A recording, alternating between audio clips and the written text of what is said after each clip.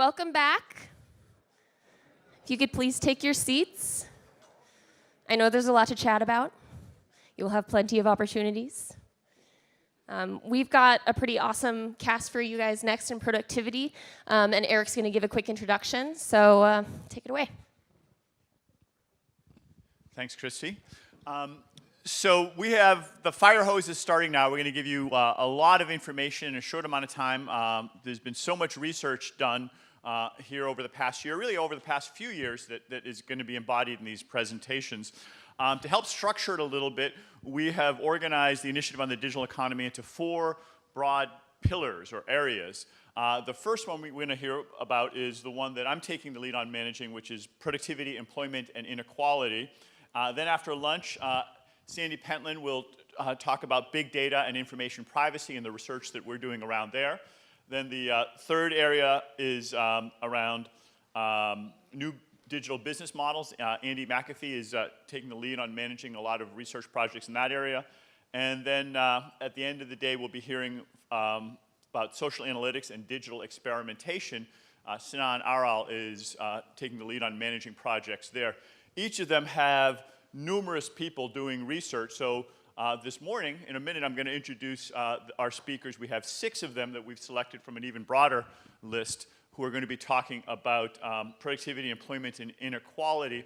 And I've asked each of them to speak for only about 10 minutes. We have a 15-minute slot for each of them, so that other 5 minutes or so is meant for you guys to ask questions, to interact with them. So please be ready to push back, to give us your ideas, and tell us what you think about this research and where we can improve it, where we can go next. We're really looking forward to that kind of interaction and feedback. So let me start right off by introducing Avi Gannanameni, and he's going to be talking about a project that I've been working on with him on, measuring consumer well-being in the digital economy. Avi, come on up.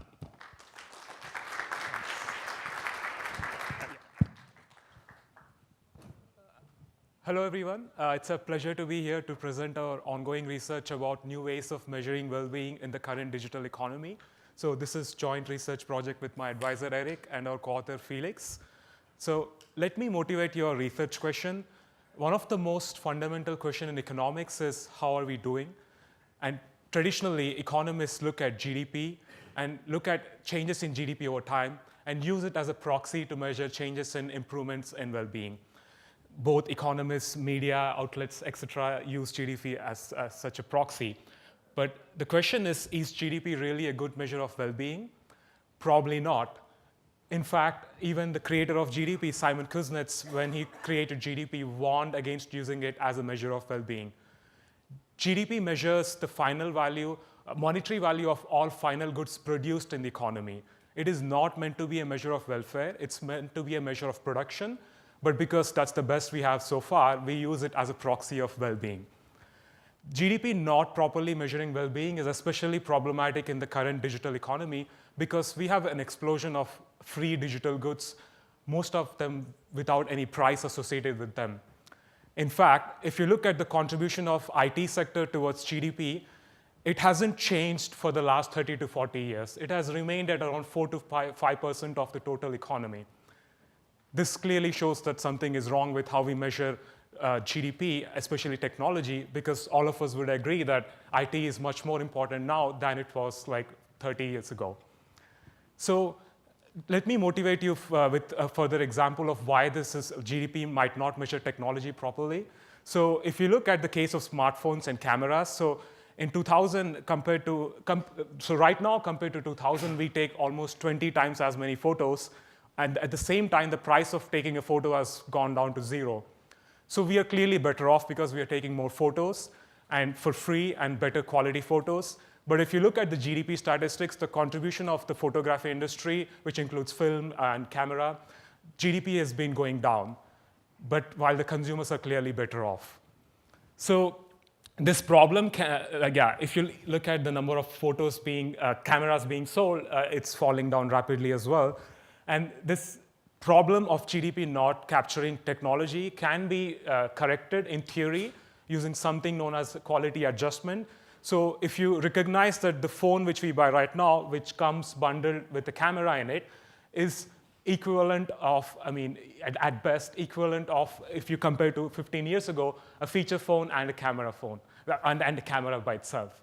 So we are spending much less now for getting a similar product of much better quality. So if you look at the GDP statistics, then it would show that they have gone down. But if you realize that the phone is actually can be decomposed into a standalone phone and a camera, and you can do a quality adjustment, and you notice that we are paying much less for getting a better quality product, then we can align GDP and well-being in the same direction. The problem is there are many such quality changes happening all the time. If you look at this ad of Radio Shack from the 90s, every product on this ad has now been bundled as an app into a smartphone. And most of these apps are for free. So we need a better way of measuring all of these free digital goods. We need to find out the willingness to pay of these digital goods for various people in the economy, and then use these measures to create better ways of measuring well-being. So what do? In our approach, we directly estimate consumers' willingness to pay for various goods, free or not free, by running lots of massive online choice experiments. So these choice experiments are basically like online surveys, which can be run thousands or hundreds of thousands every day. They're relatively inexpensive compared to the traditional GDP measures. They can be run frequently, almost every day. And we use two key techniques, and I will give you the results from some of these two techniques which we use. So the first approach, what is called as bestword scaling. So we ask consumers, we give consumers two choices and ask them which do they prefer the most. For example, e-commerce versus music streaming. If you could only use online shopping, or if you could only stream music on your phone or online, which choice would you prefer? And more complex tasks such as digital maps combined with earning $100 less. That's your one choice. Other choices, you can keep on using maps without any salary cut. Which one do you choose? So by giving people lots of these choices and making them which choice do they prefer, we can create an ordinal ranking of the products from the most preferred to the least preferred. So we look at a bunch of different digital goods and categories of digital goods and make people do these choices, comparing them, which one do they prefer, and do these for thousands of them, and then aggregate them to create a ranking of goods. So to compare them with non-digital goods, we also have some things like compare digital goods with things like toilets at home or cereal, airline travel, public transport. And to calibrate them to monetary values, we also have things like earn a particular amount less and various price levels. So let's look at some of the results of all these goods, all these choices, and how people rank them once you aggregate them across the economy in US. So these are some of the results which we obtain. So yeah, toilets are probably the most valued thing in the economy, which is probably good. But however, internet comes a close second, and these things are valued a lot more than $10,000. And things like search engine and email, etc., are valued highly as well because most of us use them every day for work.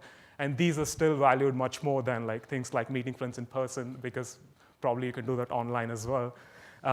And so we have such a list, and things like Snapchat and WhatsApp, etc., don't seem to be valued as high in US at least. Probably explains why Snap is not doing well in its IPO. So another approach which we use is discrete choice experiments. So let me give an example of this approach. So if I ask all of you this question, so would you give up online shopping for 1 year if I give you $500 cash? So how many of you here would give up online shopping like Amazon, eBay, or all those things, both mobile and desktop, if I give you $500 cash? Okay, there are a few. So yeah, so those people who raised your hands, you value online shopping less than $500, while those who haven't raised their hands value it more than $500. So we can ask thousands of such questions across lots of people and change the monetary amount which we give them as well, and then aggregate these responses to trace out the demand curves for all of these goods, even if they're free. So in another variation of these questions, which we have conducted in the lab, which I cannot show the results due to lack of time, we also do these experiments with real cash by giving real cash to people and monitoring if they follow up on their options. But let me give you just the results from the hypothetical questions which we have. So just to give you an example of how these demand curves look like, so on the, once we start giving more and more cash to people, they start choosing the cash and giving up access to, in this case, online shopping. So yeah, and the median American seems to demand around $800 of cash to give up online shopping. So to give you more quantitative results for the most commonly used digital goods categories, so these are some of the results. So what we find is things like search engines and email are valued really high in the economy, like thousands of dollars, probably because most of us cannot do our jobs if we take away like Google and like email and all those things. Maps seems to be valued highly as well because most of us cannot really go anywhere without using maps. And things like video, which includes Netflix, YouTube, etc., is valued highly as well, and then online shopping. And then there is social media, messaging, music, and last, Facebook, etc. So as you can see, the figures are not very accurate. The confidence intervals are pretty wide. But we can run like more and more of such choice experiments and then get more accurate estimates. And as I mentioned to you before, we also have a variation of them where we do real experiments with real cash. And what we find is many of these numbers are actually underestimates. So when people get real cash, they actually demand much more than what they say they would give something up for in the hypothetical case. So because we run these surveys online and using a product called Google Consumer Surveys, we also obtain the demographic information of our people who are responding to these surveys. So we can, for all of these products, then we can look at which groups of people are benefiting the most from these products. So just to give you an example of Facebook, so we have various demographics like gender, income, and age, etc. And then we can see who is benefiting the most from, or who values Facebook the most. And just to give you some results, so yeah, not surprising, you spend more and more time on Facebook, you value it more. If you recently join it, you seem to value it more. Surprisingly, if you have more and more friends, you don't value it anymore. And things like there is substitution effects with Instagram. As you get older and older, you seem to value it more. What we find is older people don't have many substitutes for Facebook, so they value it more than younger people who can easily switch to like Snapchat or WhatsApp. And yeah, so we can do similar exercises for all other digital goods as well and look at who is benefiting the most from these goods. So finally, just to give you an example of Facebook to see how much extra value they're adding every year, over the past few years, average time spent on Facebook is increasing, and the number of people joining Facebook are increasing as well. So once we put them in our model of Facebook, what we find is it's creating an extra of $20 billion every year, most of which is potentially not measured in GDP statistics. And if you compare that with the advertising revenue, which is global, they seem to get better and better, but they still only capture almost only a fraction of the value which they create. So even Facebook and Google, which are the best advertisers in the world, cannot capture all the value they create. So this shows that you cannot just look at ad revenues and use it as a proxy of how valuable these things are. So to conclude, GDP, which is developed in the 1930s, still remains the most common measure of economic well-being.